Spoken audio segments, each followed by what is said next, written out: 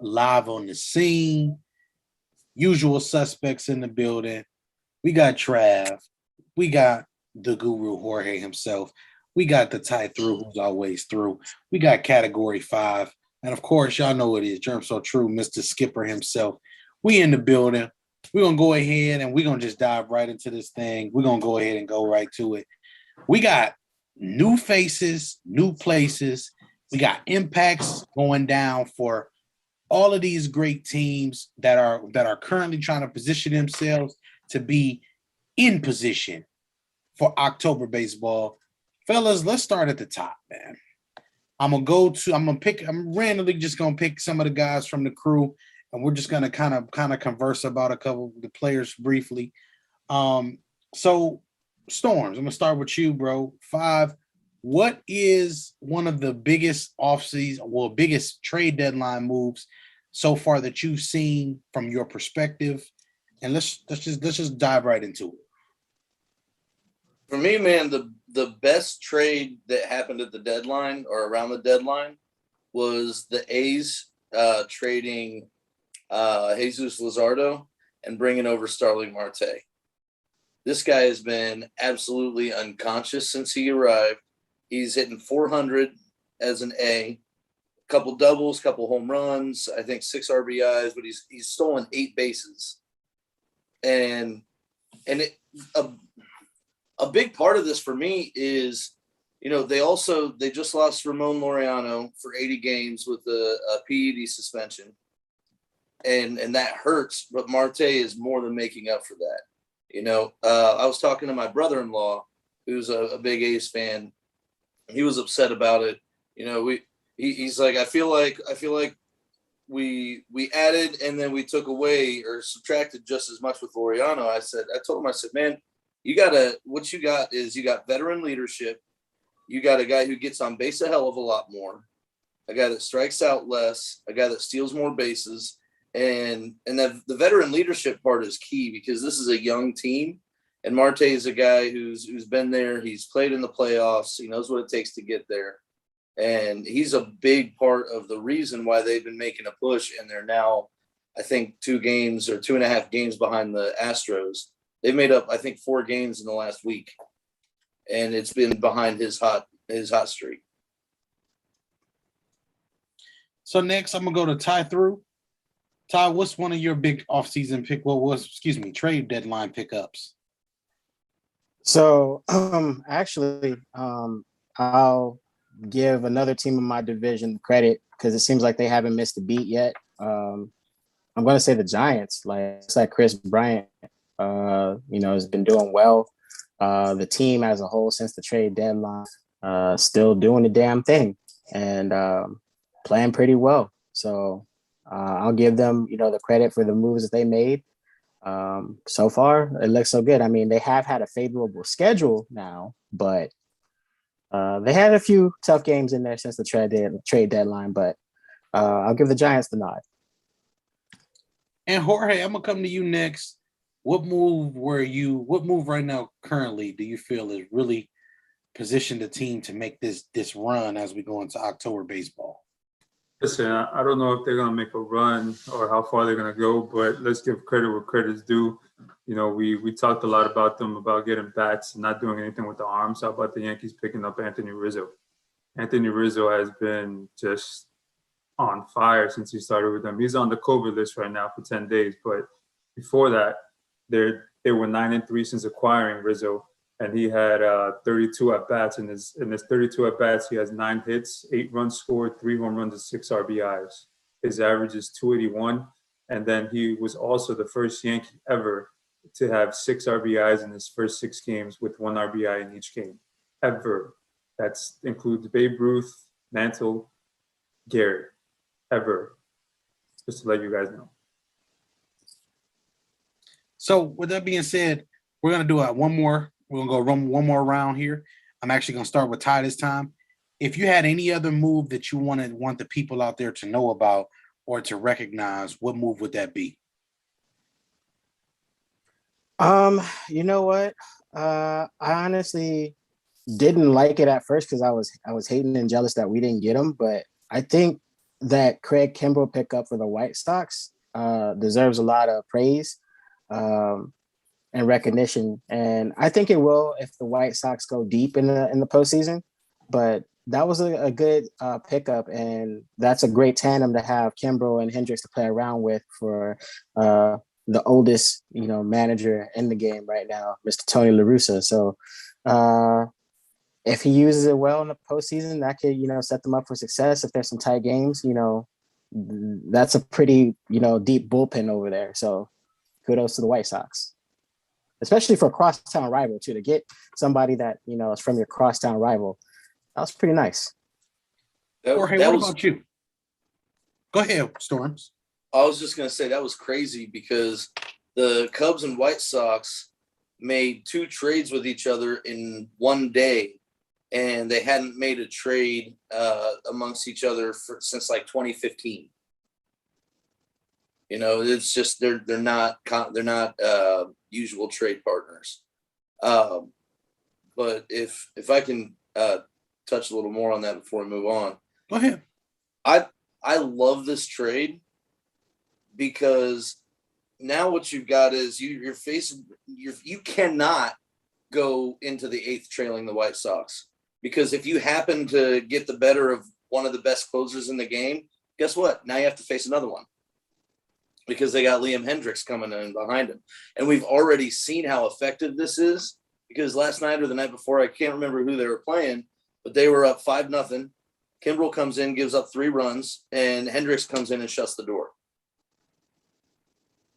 And that, with Luis Robert coming back and Eloy being on a tear, and I do not want to see the White Sox in October. I mean, never mind. So with that being said, Guru, I'm actually gonna go to you.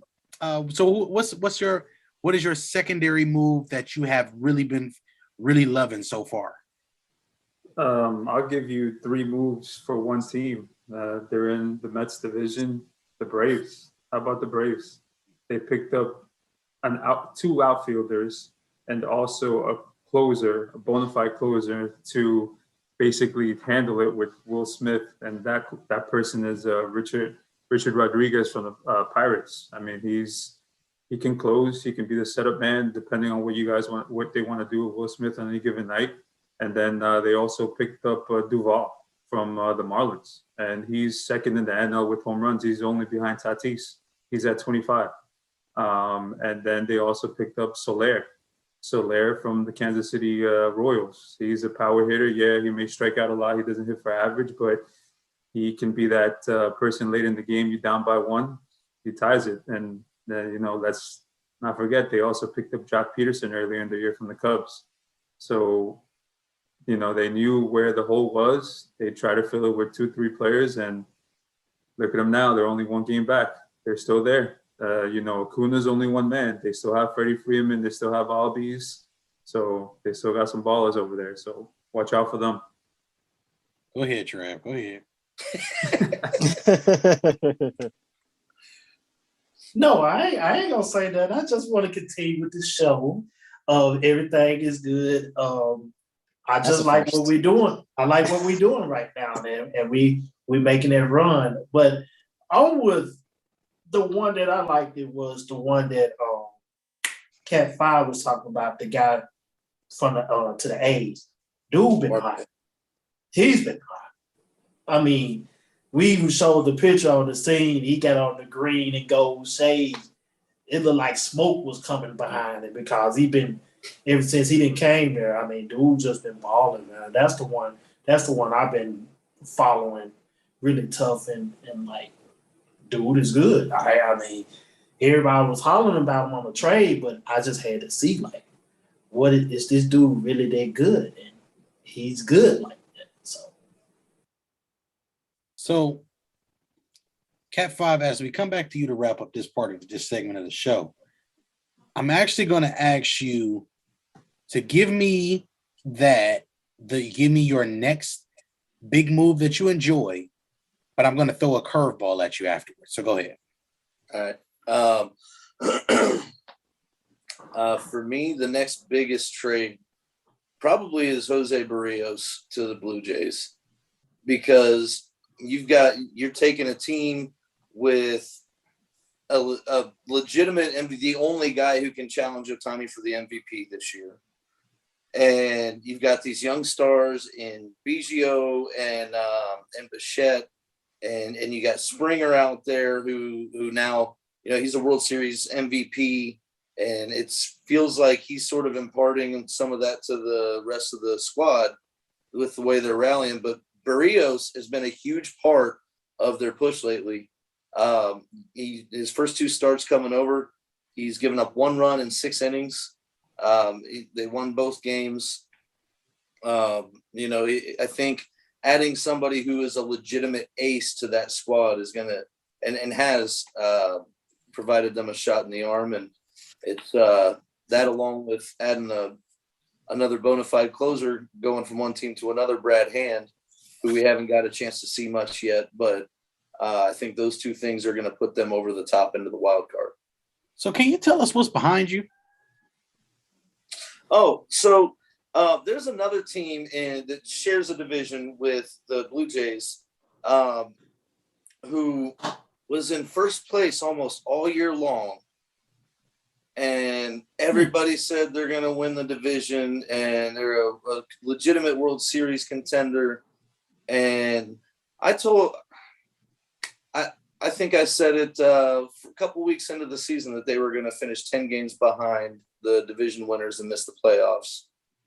And it took until after the break, but they're finally falling apart at the seams. And let me just get out the way for a minute, because it's the Boston Red Sox.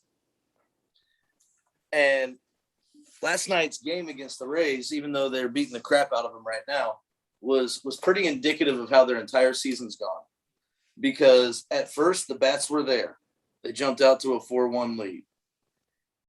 And then the pitchers walked 6 guys. They walked the bases loaded twice. The second time, they walked the second and third batters to load the bases, and then gave up a single to right, where Hunter Renfroe made an error that cost them 3 runs instead of 1. And then they lost the game 8-4. And that is the entire season for the Boston Red Sox in a nutshell. I was about to say, what were you talking about with them? You were talking about defense, no? Yeah, man. They lead the majors in errors, and it's not by a little. They have, I haven't looked up the actual number in a while, but all season long they've been ranked bottom in fielding percentage. I can't remember the name of the metric, but the one that takes into account a player's range and probable outs made, and they're dead last in that.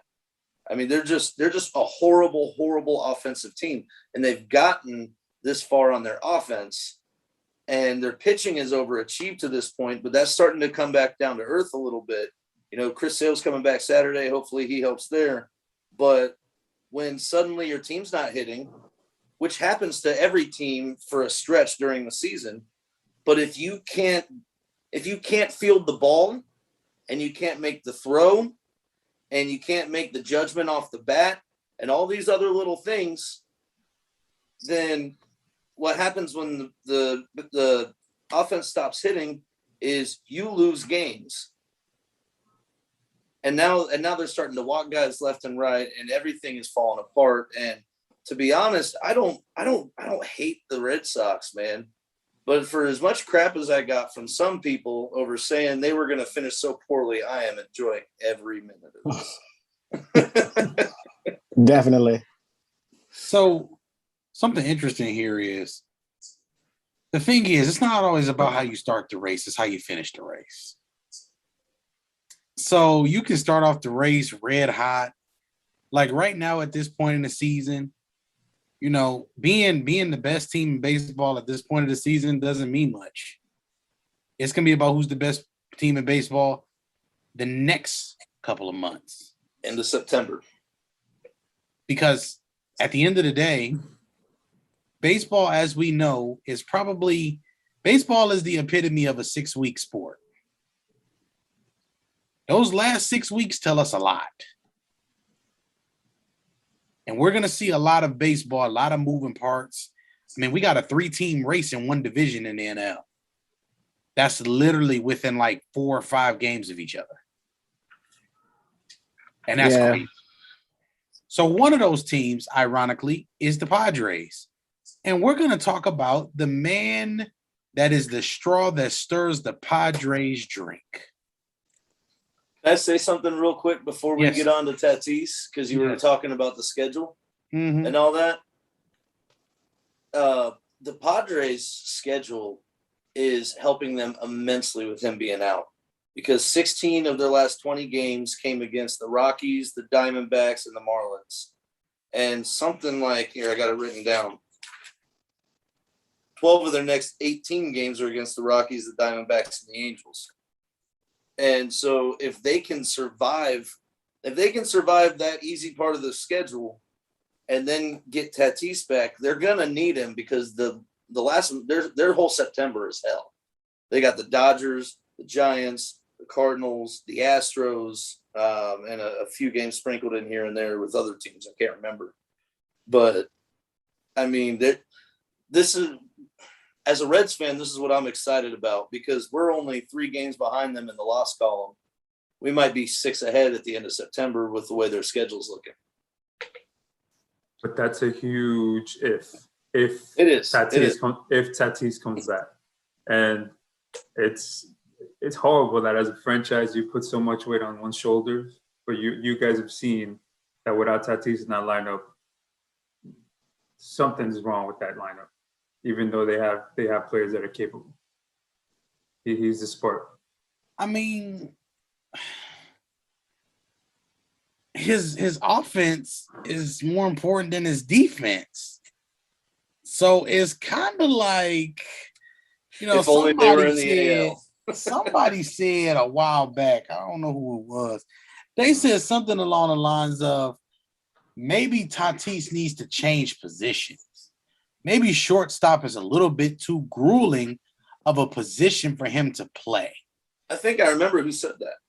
I mean, I think I do too, but it was old Noodle Germ, right? Oh yeah, it was that. It was Germ So Noodle. But I'm just, here's the thing, and here's the reason why this is funny. It's really funny that they're talking about that after we talked about it. And shouts out to Vic, but Vic said, and I quote him, he's just such a great athlete that it's hard to make that change. But the problem is, okay, you got fly ball pitchers and you got ground ball pitchers, right? And then you got strikeout pitchers. We all know we would love to have strikeout pitchers. Let's just call it what it is. We would like to see K's over the ball, getting hit in the air, and us like, I'm tired of, no, I don't want to do that. That's too much. And then 16 also warning track balls in one game. Yeah, like nobody want to see. Nobody want that energy. But at the end of the day, this Padres team is more equipped for flyout pitchers, for their athletes to be more on the back end of their defense. But even with that being said, if you take so Jorge, what did you say? You said something interesting that I think the people of the world need to hear. You said if you put Tatis in that lineup in the infield, they have an all-star cast. So if you take him out, then they have what? They still have an all-star infield. So and have you guys seen Cronenworth playing short? Yes. Amazing. That man would win a Gold Glove in short if what's his face wasn't. God, I'm so bad with names sometimes. Anyway, he's a Gold Glove caliber shortstop too. So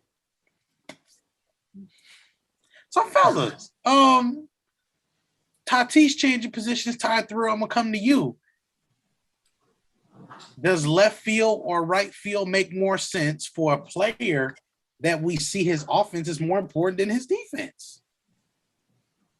It does. But if he's practicing and he's looking sort of successful during practicing, who am I as a manager to say, why not give it a shot, depending on, a player as athletically gifted as Tatis is. And that's what it's really coming down to. But I understand why the move was made. I don't really necessarily agree with it, but I get why he's going to the outfield. You're worried about the shoulder. There's opportunities for bang bang plays where run into a base runner, diving. But center field, there's a lot of ground to cover. There's diving involved too. So maybe not as much as shortstop, but it's a lot of field to cover.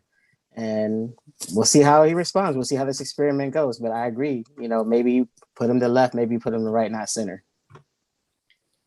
I'm just gonna ask this. I'm gonna ask this question. I'm gonna pass it. What are the three most important defensive positions besides pitcher on the baseball diamond? Storms, shortstop, center field,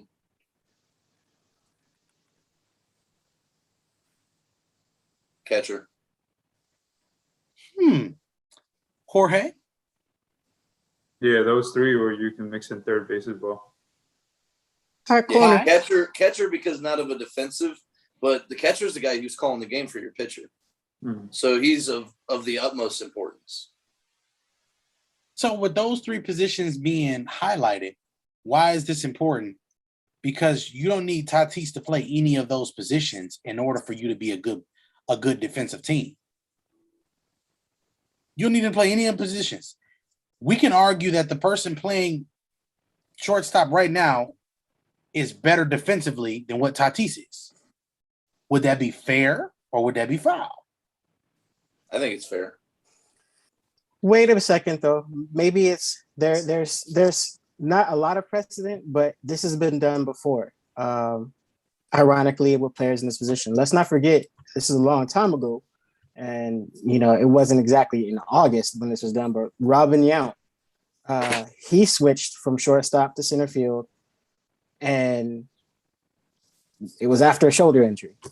Ian Desmond, he did it. You had a few guys who've done it. Trey Turner, but it was in AAA baseball. It's a different story. But, guys do switch positions, but it usually doesn't happen at this point in the season. And I think there's a stat saying, record showing that there's been only 14 players that have done this as far as played 25 games at shortstop and center field in the same season. That's a short ass list. I mean, not only that, but we're talking about Tatis. He's one of the faces of baseball, MLB, and he's your franchise. Not only do we have to take that into consideration, but we also have to take in consideration, is he willing to do it? Now, his personality isn't one of those that says, that he wouldn't. It looks like he would, because he's all about the team. But for you to pay that man and give the man the money that you did, are you going to risk moving him and him being a defensive liability out there? Don't forget, this was also done with Kyle Schwarber. He did it in love for the Cubs, and you saw how terrible he was. And this was in the playoff run for the Cubs as well. Yeah, Red Sox are putting him in the field. Yeah. So why this is an interesting conversation is because they're putting him in center. I wouldn't put him in center personally. I would try to put him in left field or right field. More than anything, I'm just trying to protect the player because I need his offense more than I need anything else. You mean to tell me Manny Ramirez was just this great outfielder? No. Manny was behind the Green Monster. I ain't gonna tell y'all what he was doing, but y'all can figure out what he was doing. Y'all can put. Y'all know how to add 1 + 1 makes 2. Manny was just being Manny, but the thing about it was Manny put there because he was hurt, or was he there to hide him for a certain spot for his outfield expertise? Yeah. He was there to be hidden. Tatis needs to be hidden. And it worked well enough because he had a good arm. And Tatis has all of the traits that you would want in an outfielder. Now we get to be scouts with this. This is where it gets fun. Oh, I love this part of the show. Scout extraordinaires presented by the C. Whoa! First of all, I didn't get to say my piece on Tatis. Oh, go ahead. You go right before we go to the scouting part. Go ahead. So, I personally like center field for him better than left or right. The reason being is center fielders and shortstops. The guy's been a shortstop his entire life. Right. He sees a ball that he can get to. That's his ball, period. That's the way a center fielder plays. If he's in right field and there's a ball hit to right center, I don't want to run the risk that both he and the center fielder are going to go after that ball without bothering to call it or look to make sure the other guy's not going to, because that's the way a shortstop plays and that's the way a center fielder plays. And that can lead to a collision, which can be a major injury for two players. Number one. Number two, here's a bigger reason why I don't like it. I feel like the Padres now, they do have a limited window, granted, with the makeup they have now. But I feel like they're putting too much on this year. This guy just signed a 14-year, $330 million contract, and you're going to put him out there hurt? You kidding me? Protect your future, man. What are you going to say? Go stand out there and just don't dive to your left. But here's the other side to that, and I want to be devil's advocate about the window. Okay, what kind of window are they seeing with the Dodgers being in their division? The Dodgers are having a down year, so you got to look at that too. I get it, I do, but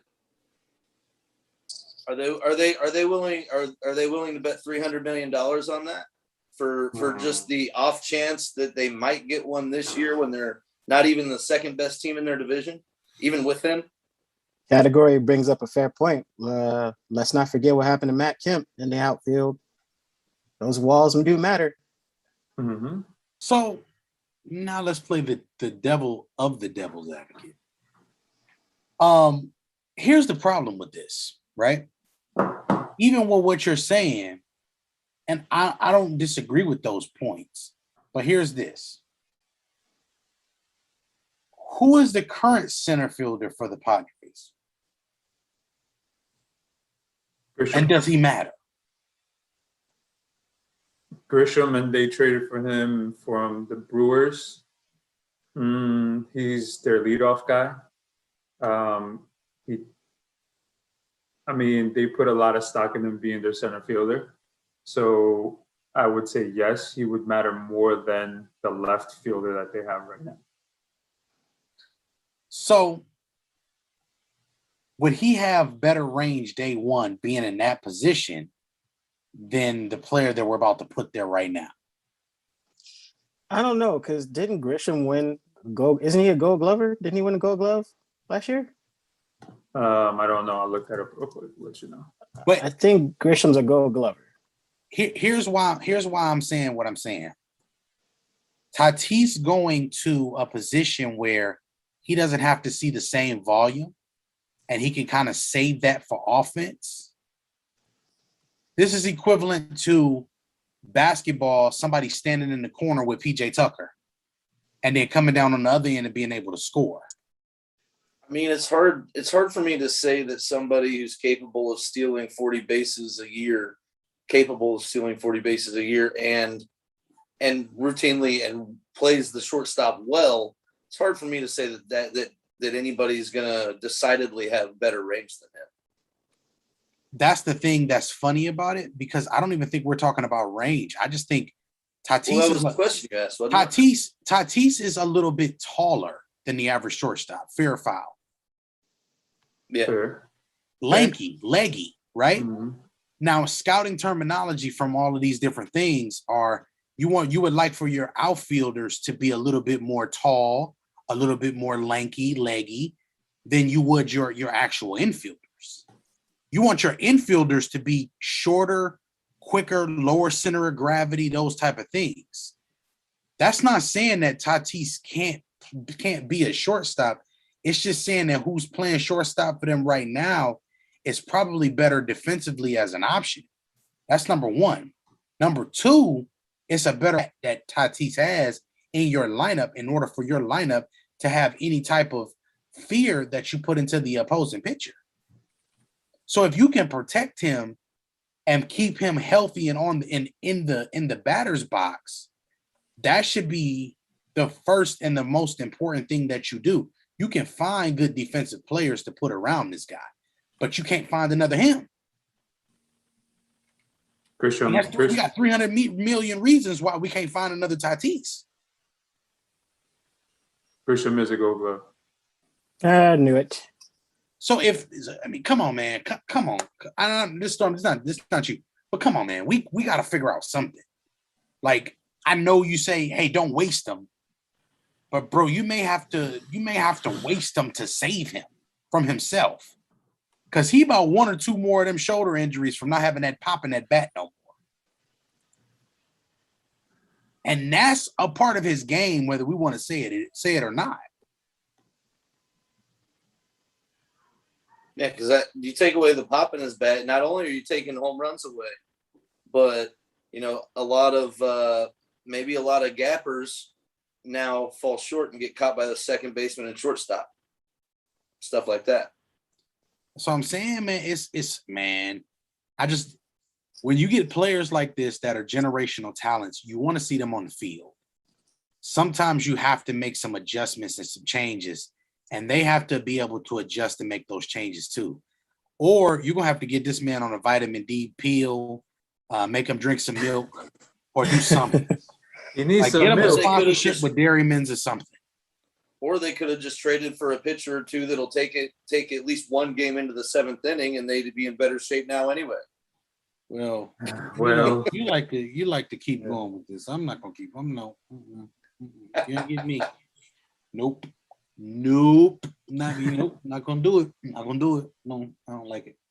But final thoughts as we wrap this up, fellas. I think we all understand. Like, just and I brought up the scouting point just because I just thought it would be interesting that Tatis is probably an exception to a lot of rules, seeing that he's, what is he, 6'2", 6'3"? 6'3". A 6'3" shortstop, y'all? Come on, man. We don't want a 6'3" shortstop. That's probably why his body breaking down. Germ. Yes. Derek Jeter. Yep. I was just about to say that. Alex Rodriguez.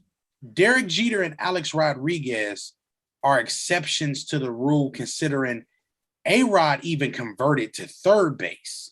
We're talking about center of gravity. We're talking about converted to third because he played on a team with Jeter. Derek Jeter. Yeah. Derek Jeter. Even with that being said, does A-Rod and Derek Jeter, do they look different playing that position than Tatis does? No, they don't look that both athletes that can do the same thing.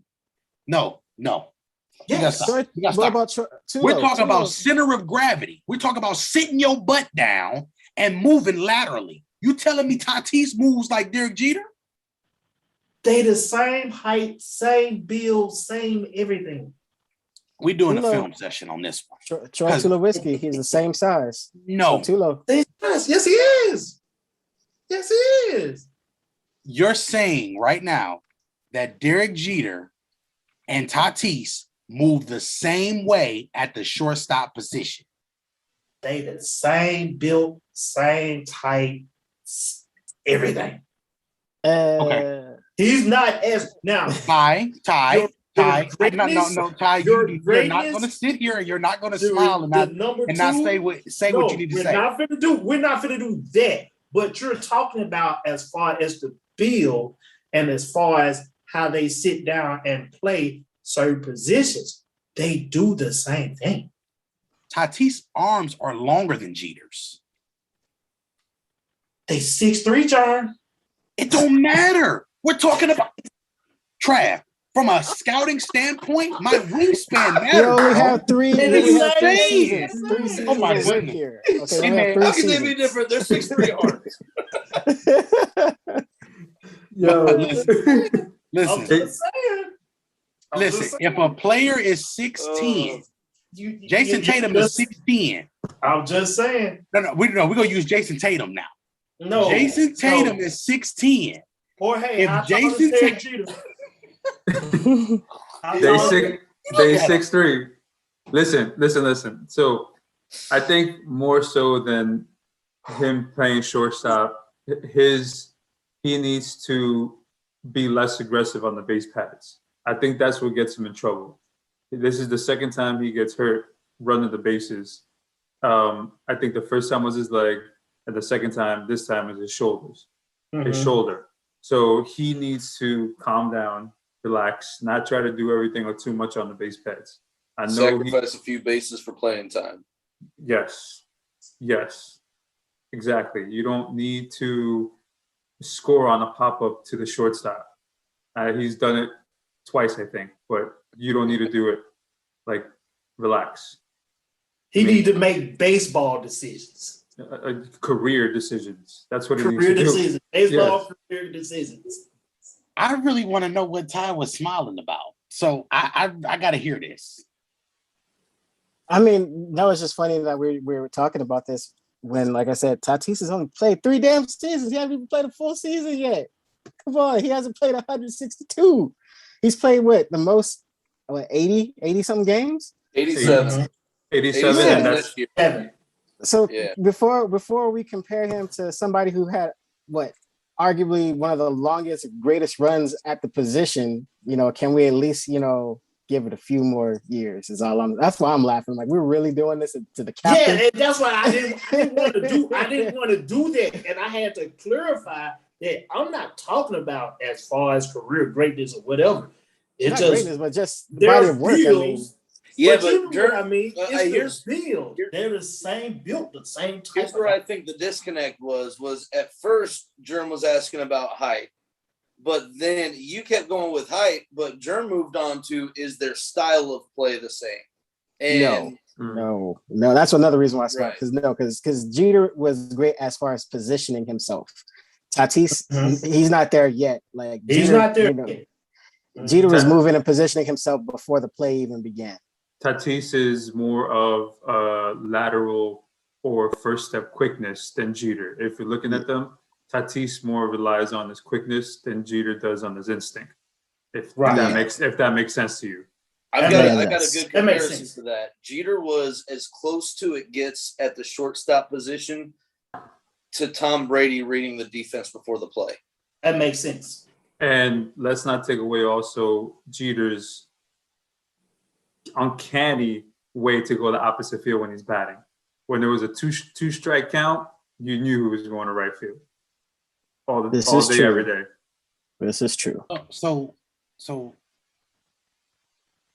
I'm only speaking from scouting standpoints here. That's all I'm trying to speak from. They both 6'3" though. But you know what? That's not how that goes. In the scouting world, you can be 6'3", but your arm length means something.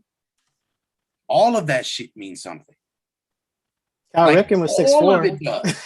You know what I'm saying? No, it's but see, this is why me and Vic argue every single year about with football, because all of these things matter based on position. And the positioning that we're asking people to be, when you just said instincts is a different. Instincts play a big part of this as well. And we're just now getting to that part of the conversation. So it's like, it's a lot of things that go into playing shortstop. And I think ultimately Tatis needs to get away from it. He's not vitamin D proof to be out there risking his bones every week. It's 3 and seasons. yet pause. Okay, so I'm gonna clip that too and use it in the chat. They both 6'3", Germ. Hey, Vic Hampstead Jr. said Tatis is a different athlete than Jeter, hence why he's so different in speed. This is true. He can be a different athlete, but you can't stay on the field. Was that Jorge? Was that a gavel? First of all, Jorge doesn't have a gavel. So next, we're gonna transition. Now listen, y'all gonna have to catch some of these conversations off the record because those be the ones that be the funniest. We be Now, the throwing next thing chairs. we're gonna do is to wrap up the show today. Me and this dude over here, Trav, we're getting ready to listen to arguments for why the Braves, the Phillies, and the Mets are gonna make the playoffs. Boy, oh boy, this should be fun. But I'm randomly gonna select somebody to be one or of the teams. So what I'm gonna do is I'm gonna start pretty much with Ty. And what Always I love want picking on Ty you. to do is I want Ty to convince me why the Braves are gonna win the division. God damn. Trav, take notes. Write this down. Let the record show that on August 11th, the Tie Through defended the Braves and gave them their due. It'll never happen again. It'll never happen again. Hold on. Judge Jerome Brown is in the building now. Let's go. Judge Jerome Brown is in the building. Lisa ain't Judge Jern Judy. Okay, so the reason why the Braves will win the division is because they have the most potent offense in the division as far as this season. And previously, they've set the precedent of hitting the long ball well, top 5 in the league, as well as driving in runs. So when they win their games, they have the opportunity to win definitively with their potent offense. That being said, yes, there's a key piece of their offense missing, but they did their best impersonation of bringing in 3 different outfielders to replace one dynamic one. With that potent offense, you have an emerging pitching staff that is pretty savvy. It's not as the greatest in the division, but it's decent enough to withstand your rivals in said division. You also have a team, pointing back to their decisive winning, they have the best run differential in their division. They can be streaky and they can get hot. And also, they are doing better as far as trying to win games against teams that are above 500 and closing that gap. So if the Braves sustain what they're, doing right now, last 10 of their games are 7-3, and stick to their high-powered potent offense and their pitching being good enough, they can walk away with this division. But health is wealth, which is also the story of the NL East. And the Phillies are there, the Mets are there. Mets on paper have the most talent, but the Braves, don't sleep on them. That's all you'll get from me. Okay. Hey, what my dude from Kid and Play say? What we gotta do the dissertation. So what we got is the next. We got Mets and Phillies. So today I'm gonna be nice. I had to be an asshole to Ty first. Always. Yes, always, every day of my life. Jorge, since I like you a little bit more than your castmates some days, I'm gonna allow you to defend your Mets today. It's because of the music arguments with Ty, isn't it? Yeah. He was gonna make sure he came correct today. Judge Jerome Brown. Let's do it. First off, take that thing off your screen there, Trav. Secondly, well, like I told y'all before in previous shows, the Mets haven't been healthy all year. Hopefully they get healthy here in coming weeks. Baez is coming back supposedly tomorrow. He got hurt. Lindor should hopefully be coming back in 2 weeks. And DeGrom should be coming back, if not the end of the month, September, the beginning of September. Obviously, you already know DeGrom's the biggest and best pitcher in the world. No doubt about it right now. They're only a game and a half out. Like Trav said, They have the biggest and, the best lineup on paper. That lineup hasn't been hitting all that well. The lineup actually did put up 8 runs today to beat the Washington 8-7. So we're starting to put up some runs here. Hopefully we get on a little bit of run. We still have Stroman, we still have Cookie Carrasco, and then we also have another pitcher coming in, Peterson. Hopefully comes back healthy, and which we can go 4 deep in the pitching staff. As far as the bullpen, we still have Diaz. He's been having a phenomenal year. He's only blown 2 saves all year, so we're good there. The boost would be Lindor. Lindor needs to take this team into the playoffs. We signed him to a huge contract for that reason. We're only a game and a half out. Atlanta's not healthy, being that Acuna's out, and Philadelphia is really not proven. Philadelphia's just got on a little bit of a hot streak, but that doesn't mean anything. Like we said, baseball is a sprint. It's not a race. We still got 2 months. Or it's a sprint. I mean, it's a marathon, not a sprint, excuse me. There you go. So that means that Storms was going to do the Phillies. Let's start the Phillies. I'm actually going to have you guys collaborate on the Phillies here. Ty, give me one reason why the Phillies can win this division. Because the Braves and the Mets will blow it. But, no, I mean, honestly, somebody with this man.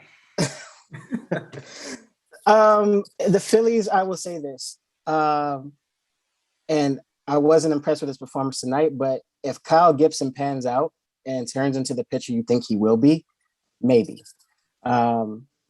That's, a big amount of pressure for a guy who's just, joining the team. But trade deadline trades matter. So look out for Kyle Gibson's performance. And if he does well in the big games and gets them a lot of wins, and maybe they can, rally like they've been doing.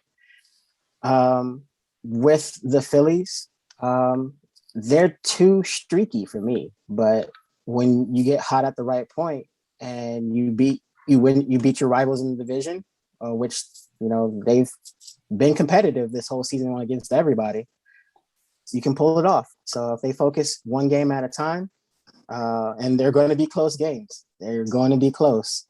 They can pull it off and maybe get a timely, hit, a timely save or two, and that's how they're going to win. There's going to be close games. There's not going to be like I'm talking like scores of 3-1, 5-6 runs at the most is a good night for the Phillies. Sorry about that, Sean. My iPad died. Go ahead, take it away. Tell me why the Phillies. Well, so not only do we have the forthcoming Cy Young winner in Zach Wheeler, Bryce Harper's on a hot streak.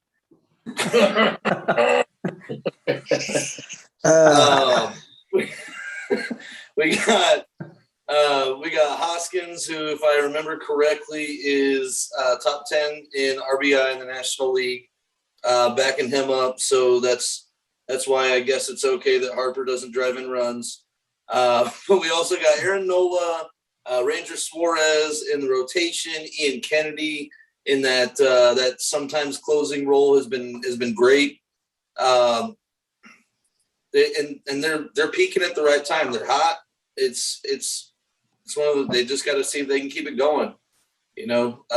They've taken first place and gained something like 7 or 8 games on the Mets over the last 2 weeks, and so they just got to keep it going.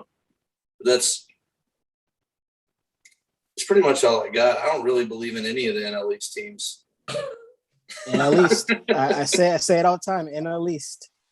So here's I'll give you some more numbers to back you guys up as far as what we're saying. Bryce Harper, he's hitting 367, 4 home runs, and 7 RBIs in this month, and we're only in the 11th of the month.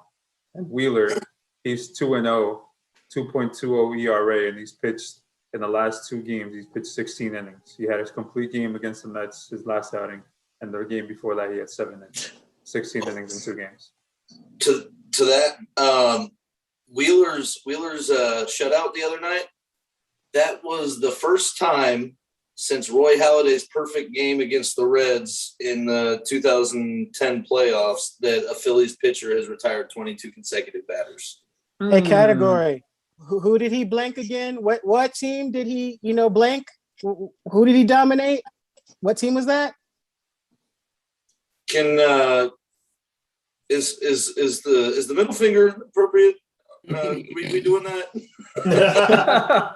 Sorry, I hate it when it does that. You actually did it, but it blurred it itself. So here's the thing with what I want to say about the Phillies. I think they got hot too early. Because we still got a month and a half left. I don't think they're going to keep up this pace. And don't forget, their bullpen is awful. I don't know, man, because the Braves are hot right now too, and you can't be that far behind two teams and expect to make up the ground on both of them. You can't be 5-6 games back from two teams and expect to make up it. A month and a half, it's doable, but that's a tall order. What are you talking about? The Mets are only a game and a half up. I thought we were talking about the Phillies. No. You said they peaked too early. Oh yeah, but I mean they made that up. They're in first place right now, but I think they peaked too early. That's what I'm saying. Oh, you think they're at their peak right now? Is what you're saying? Yeah. Okay. They gonna flame out. Yeah. Early. Like, so you're saying September is not going to be great for the Phillies? No. September is not going to be good for the Phillies. Not at all. Well, so, Trav, based on these arguments that have been given by these public defenders,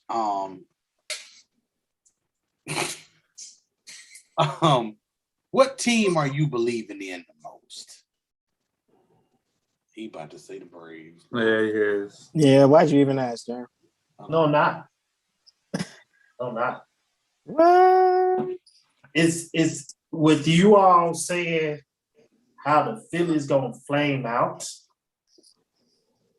I have to go with it because the simple fact that what y'all say sometimes, I think we got bugs in it. And for some odd reason, they'll fluke up and take the division and go to the playoffs on some lucky crap. Not that they'll be a force, but what all you got to do in the playoffs, just get to the dance. And then get swept by the Brewers. Just get to the dance. Who knows? Who knows, though? Who knows? So if you look at the Phillies September, though, I mean, outside of their division, like, they have a favorable schedule in September. Like, they could do it. See, that's the thing. It can Yeah, but happen. See, add that to my argument. But look at this month. They have 2 more with the Dodgers. They got 3 with Cincinnati. They got 3 with San Diego. They got 2 with Tampa Bay, and they got 2 with Washington. So they could easily have peaked right now and just go on a slide for me. Go on a slide. So I mean, This love has taken its toll.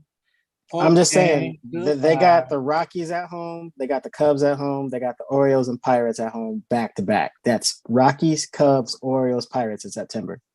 That's a gimme. I'm gonna tell y'all why I was singing that song. Because it's taking its toll. We've seen this too many times before. When teams get hot at this juncture of baseball, which is that between the second half and the beginning part of the third leg, they always ride it into September, and September 10th or something of that nature. And then it's like and they explode. It just happens every year. Unless you're the Reds. So, Storms, you want to fight them now or later? you know what? A team that you're talking about, a team that you probably talking about, they don't do it in September It's just October. Well, not just like that. It's the Oakland A's. Oakland A's do this. They get hot. When it comes time to the playoffs. Yeah, but Jerm's talking about teams getting hot a little too early and then not making the playoffs. Mm-hmm. But you're right. The A's get there and fall on their faces a lot. They fall on their The faces. Phillies. As far as what Ty said, I'm not even gonna say anything. I'm gonna just remind him that I'm one of the content creators here. So I was gonna come back to haunt me. I'm gonna sleep with one eye open. So I honestly will tell you, I don't believe in the Phillies. He's not a fanatic. It's not about the argument. It's just as far as the Mets go, we've been drinking all year. This if Kool-Aid. Mm-hmm. If I get healthy. If he swing. If he does this. I'm kind of iffed out. All the ifs in the world won't bring you back again. Shouts out to Trey Songz. Give me the Braves. Not because of anything other than Ty put together a solid top to bottom argument for why the Braves could legitimately make the playoffs. Hurt like hell too. But see, that's what you see. Listen, you only do your best. I'm only gonna make you guys do your best work by hurting y'all. Don't worry about it. It hurt Jorge to have to really do the Mets because he kept having to say, well, if this player comes back, and then it hurt Storms too to do the Phillies because he said, I don't like nothing for Philly but Will Smith and the Fresh Prince of Bel-Air and Philly cheesesteaks. That's just kind of what happened. Settle my throne as the Prince of Bel-Air. That's all he likes. You did put those in the right order though. Fresh Prince, Philly cheesesteak. Oh well, hey, look, however you gotta go down. But I will say this: we talked a lot early in the year about how disappointing the Braves were after killing that division last year, and I'm starting to feel pretty confident in my preseason pick for the NL East now. There you go. Final thoughts, fellas, as we get ready to wrap up the show. I'm actually going to go back to category. Final thoughts for this show. Padres, make sure you know what you're doing if you put Tatis in the outfield. Don't let him get hurt again and cost yourself a whole other season with him. But he's 6'3". He'll be all right. He got them 6'3" arms. You said that, John. He's 6'3". He look extra tall. He looked like he might be taller. Whatever. We ain't gonna go there. He looked like he should be playing basketball.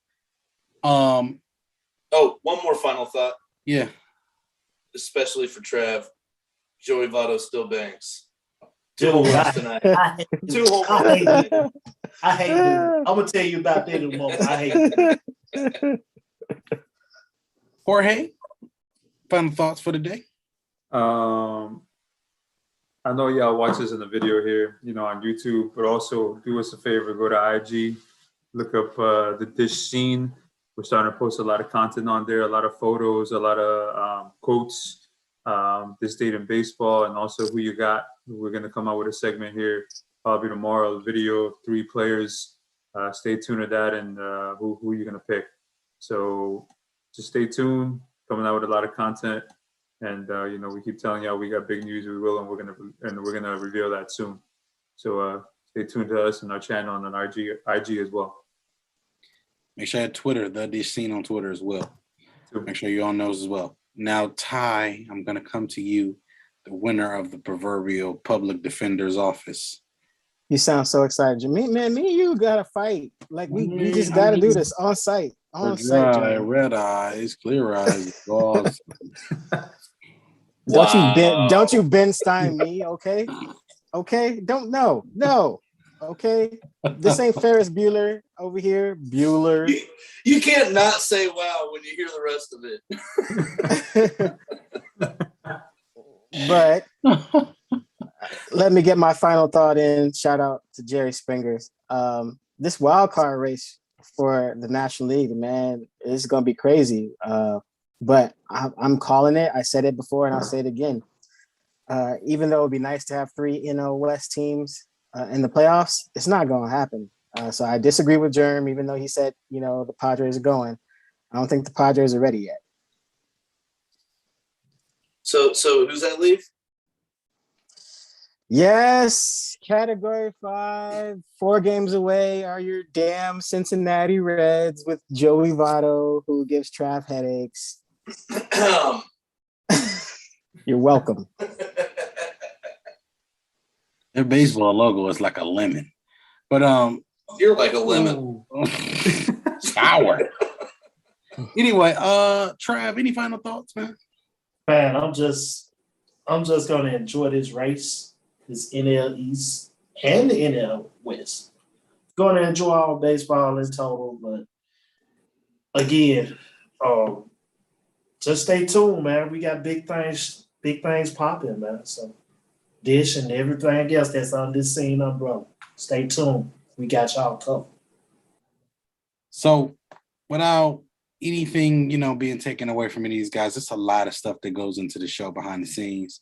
It's a lot of stuff that we try to make sure we do to bring, you guys a quality show, not just a quality show as in, just giving good information and stuff like that, but also the entertainment value, which is why I throw so many curveballs, why I do certain things I do on the show. But more than anything, man, I want you guys to understand that the way we do things here at The Scene is we want to provide you the most authentic, realistic content possible. We want to give you guys facts, more truths than anything else about the game and the positions and everything else. So just rock with us. We got a lot of great content that we still haven't even dropped and given you guys yet. We'll be unleashing another power rankings as we go into, and then we probably won't do another one until toward the end of the season. So this is going to be that third going into the third leg of the season power rankings that we're going to drop. You won't want to miss that on Sunday. Time to be determined. We'll let you guys know. But final thought of the night, make sure that you guys stay tuned. We got a big announcement coming up this weekend. And also fantasy watchers, make sure y'all stay tuned because we're going to have some stuff for y'all for all the major sports coming up here real soon. So with that being said, that's Trav, that's Jorge, that's Ty, that's Storms, I'm Germ. This is The Scene, man. We out.